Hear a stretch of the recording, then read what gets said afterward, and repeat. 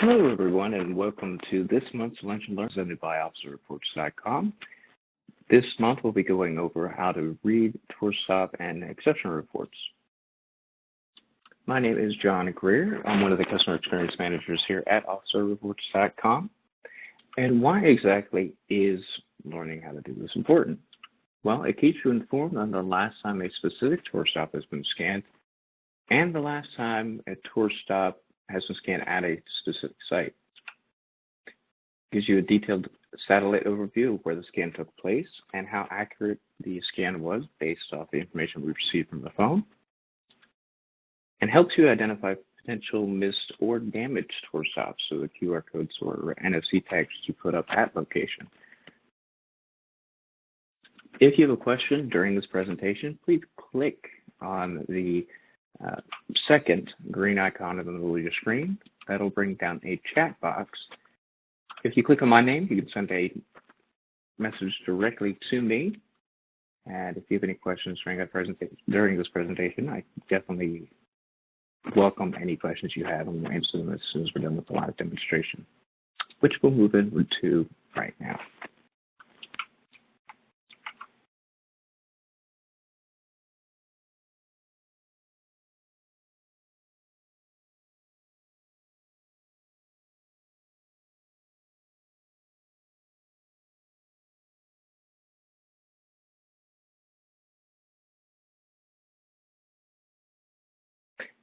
After you log into your administrator account at OfficerReports.net, you'll see the site activity summary. All you want to do is click on tour tracking. The first thing we're going to go ahead and cover is the tour stop. As you see here, all of the tour stops that have been scanned are in this specific area of Officer Reports under tour tracking and tour stops. You can apply different filters to the tour stops if you want. So if you're looking for tour stops that a specific officer did, or at a specific client, site, and a tour stop name, you can also filter it by the time and date that you want to pull up that information from.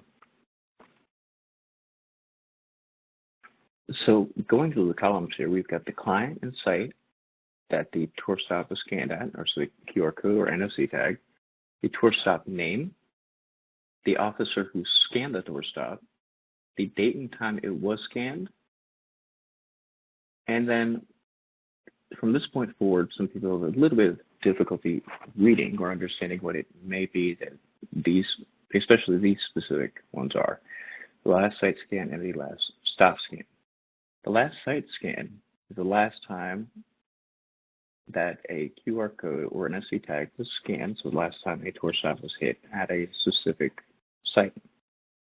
So if you take a look here, we've got 10:25 a.m. and 10:24 a.m.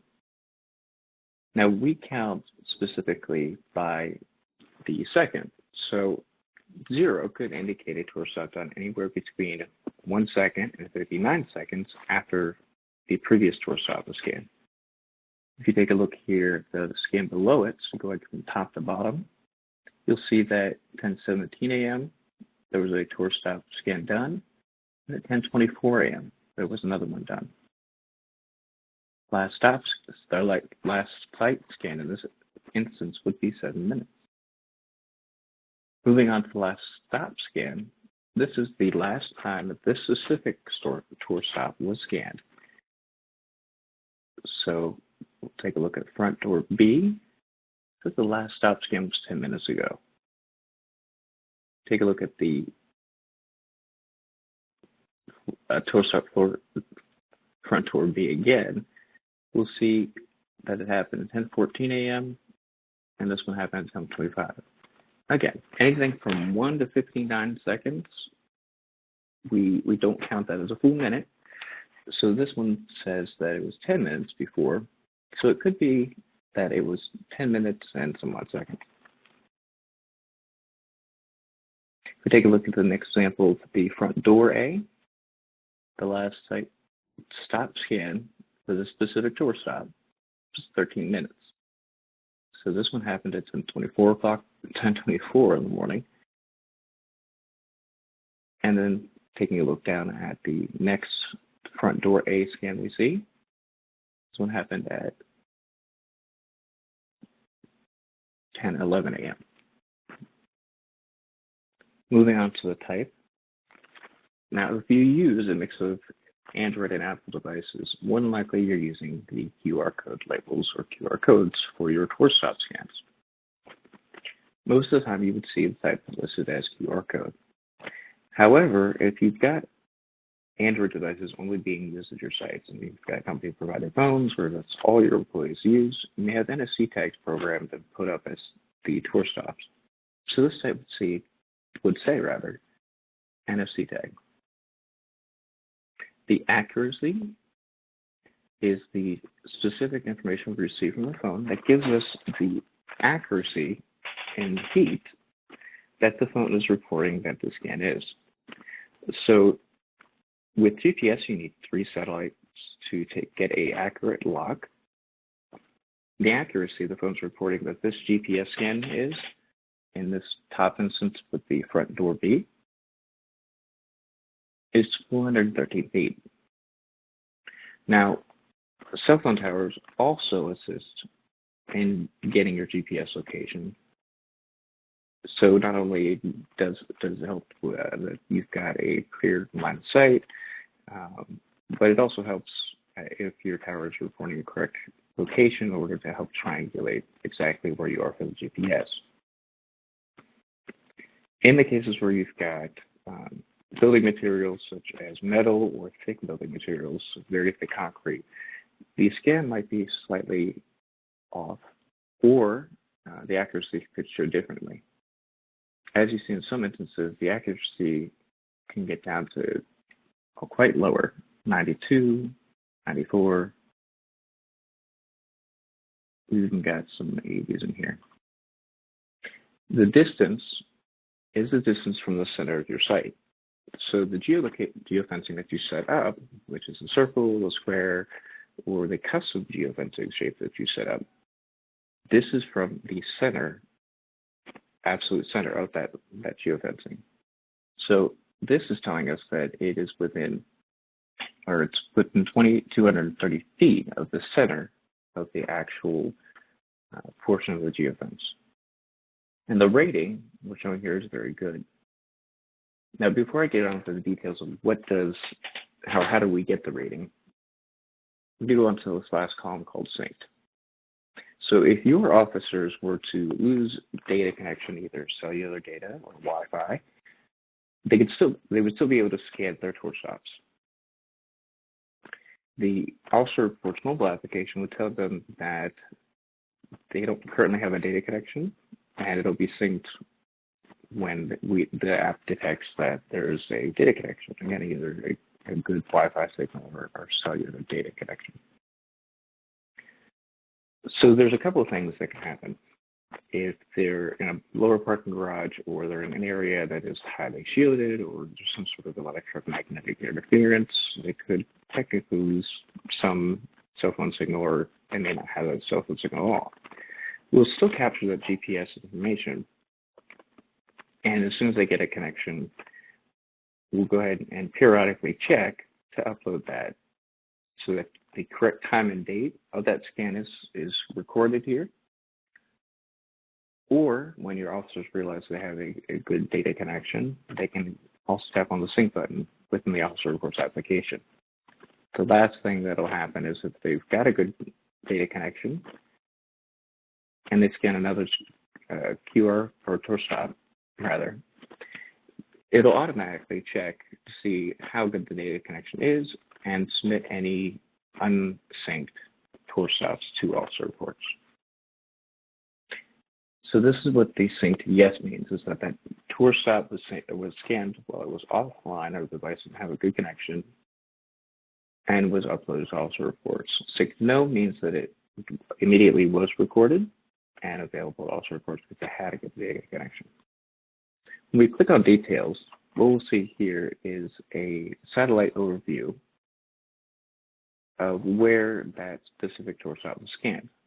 So we'll see the scan date and time, client and site it was at, the tour stop name, the officer who scanned it, the latitude and longitude the phone's reporting, the accuracy of the phone's reporting, the distance from the site, so the middle of the site geofencing area you have, and then we give it ratings based off of all this information. So the accuracy is being reported as high, the distance is very close to the site because it's very close to the center, and it's within that geofencing location, of course, and the rating is, we can give it as very good. This is a very good scan for all of this information combined.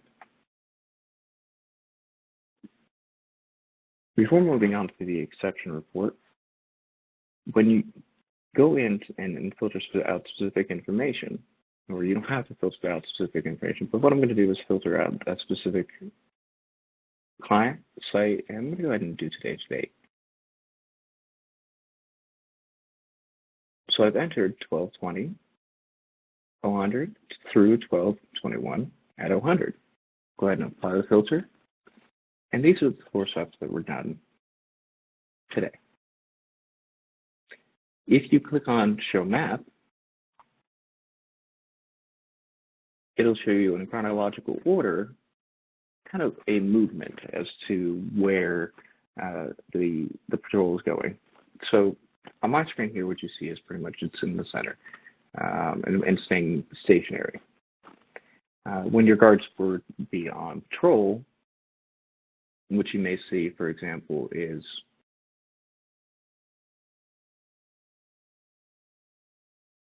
as it still tries to pull some information, you may see a tour stop here, and here, and here, and here, and so on and so forth. So it'll give you a kind of overview in a chronological order as to what scans your guards did and when they would do them. It gives you a nice kind of path to the tour stop round.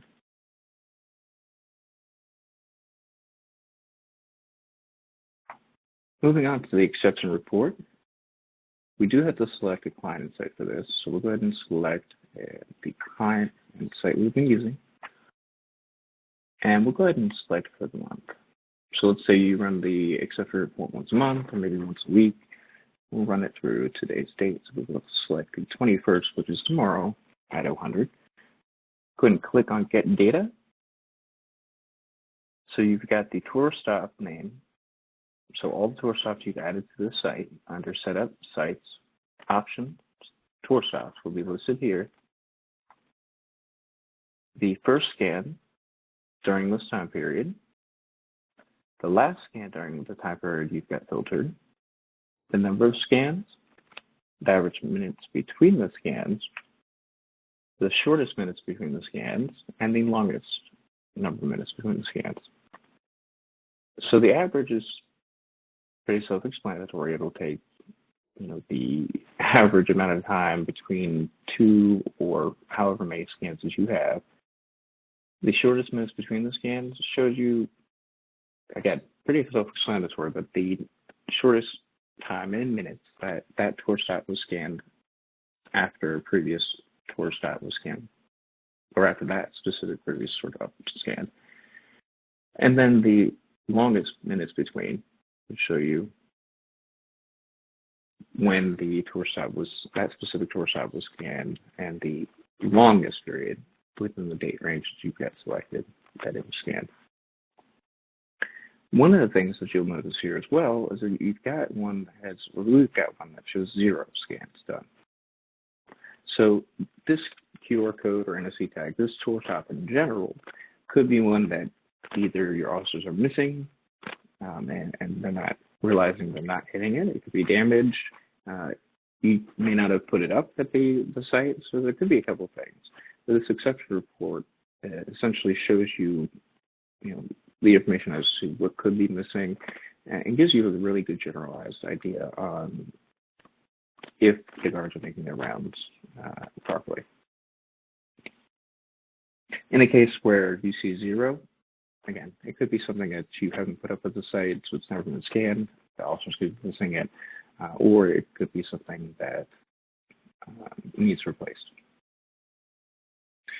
Some people will actually do this on a shift basis, and so they're maybe running it once a week or once a month. It all depends on how much time you have and how often you actually want to check in your client's requirements. So if it's a new client and you just set up door stops, You may want to take a look at this maybe once a day, but if it's a client that you've been with for a while and everything looks good in the tour stop screen, and you're not having any, if you get smart feature alerts, you don't have any of those popping up, then running the exception report could become a monthly thing. And it all depends on how often you want to run it, which is often the case with a lot of things in Officer Reports. You can print the exception report or a summary report, so you can take that out to the site, or you can export it to Excel.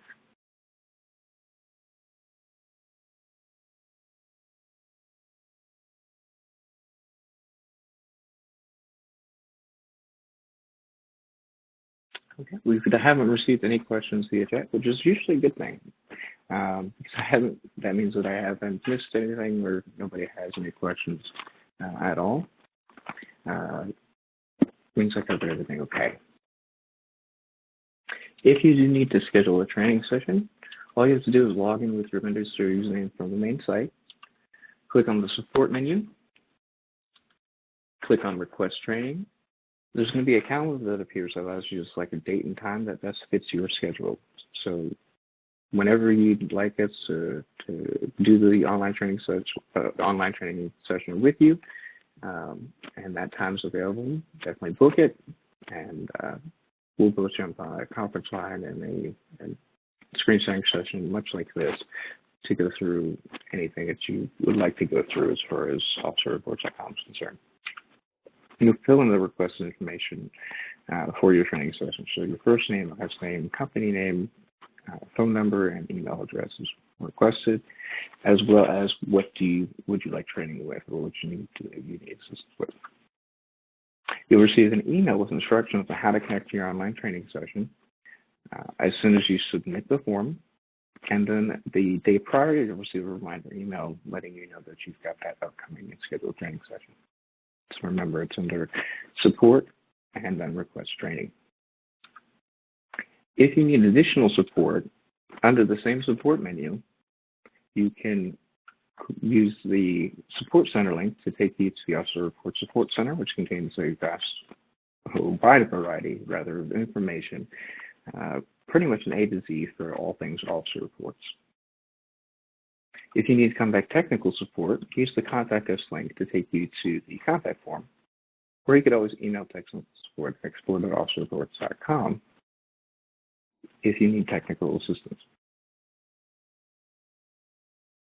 Still no questions that have shown up here, so we'll go ahead and end this today. Thank you for joining OfficerReports.com and this Lunch and Learn for this month, covering how to read tour stops and exception reports. Again, my name is John Greer, Customer Experience Manager, and you have a wonderful day. Thank you for joining me.